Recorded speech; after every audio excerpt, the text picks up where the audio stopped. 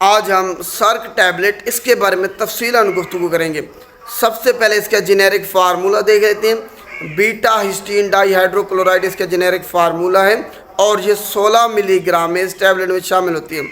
اب دیکھتے ہیں کہ کن صورتوں میں اس کو استعمال کیا جا سکتا ہے۔ اگر آپ کو چکر آتے ہیں، چکر آنے کی وجہ سے آپ کو الٹی متلی کی کیفیت ہوتی ہے، آپ کو لگتا ہے کہ ساری چیزیں آپ کے ارد گرد گھوم رہی ہیں یا پھر آپ گھوم رہے ہیں، تو اس کے علاوہ اگر آپ کے کانوں میں گھنٹیاں بجتی ہیں حالانکہ کوئی آواز نہیں ہوتی، آپ کو ایسے لگتا ہے کہ کوئی آواز آ رہی ہے، کہیں سے شور آ رہا ہے، یا پھر آپ کی جو سننے کی صلاحیت ہے وہ ختم ہو رہی ہے آہستہ آہستہ، یا آپ کو اونچا سنائی دیتا ہے، تو اس سب کا علاج اس ٹیبلٹ سے کیا جا سکتا ہے۔ تو اس صورت میں یہ استعمال کی جا سکتی ہے۔ اگر آپ کو سننے کی صلاحیت متاثر ہو رہی ہے، اونچا سنائی دیتا ہے، کم سنائی دیتا ہے، اس کے علاوہ آپ کو چکر آتی ہیں، آپ کو ایسے لگتا ہے ساری چیزیں گھوم رہی ہیں، یا پھر آپ کے کانوں میں گھنٹیاں بجتی ہیں، آواز آتی ہے حالانکہ کوئی آواز نہیں ہوتی، تو اس سب کے علاج کے لیے اس کو استعمال کیا جا سکتا ہے۔ کون لوگ اس کو استعمال نہیں کر سکتے؟ جن کو الرجی یا ہائپر سینسٹیوٹی ہے وہ اس کو استعمال نہیں کر سکتے۔ جو دمہ کے مریض ہیں وہ اس کو استعمال نہیں کر سکتے۔ اگر کسی کو پیپٹیک السر ہے وہ بھی اس ٹیبلٹ کو استعمال نہیں کر سکتا۔ اس کے علاوہ بچے 18 سال سے جن کی کم عمر ہے وہ اس کو استعمال نہیں کر سکتے۔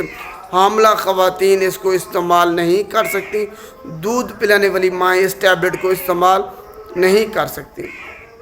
ایڈورس ڈرگ ریئیکشن میں آپ کو جسم پہ الرجی ہو سکتی ہے، اینافلیکٹک شاک ہو سکتا ہے، اینافلیکسس ہو سکتا ہے، جس کی وجہ سے آپ کو سویلنگ بھی ہو سکتی ہے، اور جب اس طرح کی کوئی صورتحال پیدا ہو اس کو استعمال کرنے کے بعد تو فوری طور پر آپ نے قریبی سرکاری ہسپتال سے رجوع کرنا ہے تاکہ آپ کی جان بچائی جا سکے، کیونکہ اینافلیکٹک ریئیکشن خطرناک ہوتا ہے، اس سے آپ کی جان بھی جا سکتی ہے۔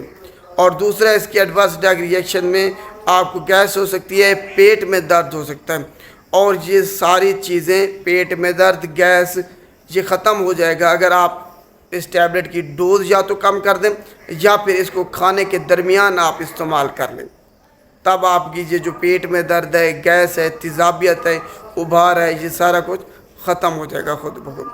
تو آج کا ٹاپک اس ٹیبلٹ کے بارے میں تھا کہ کس مقصد کے لیے استعمال کی جا سکتی ہے، کون لوگ اس کو استعمال نہیں کر سکتے، اور مضر صحت اثرات اس کے کیا کیا ہو سکتے ہیں۔ امید ہے آپ کو اس کے بارے میں تفصیلاً سمجھ آ گئی ہوگی۔ شکریہ۔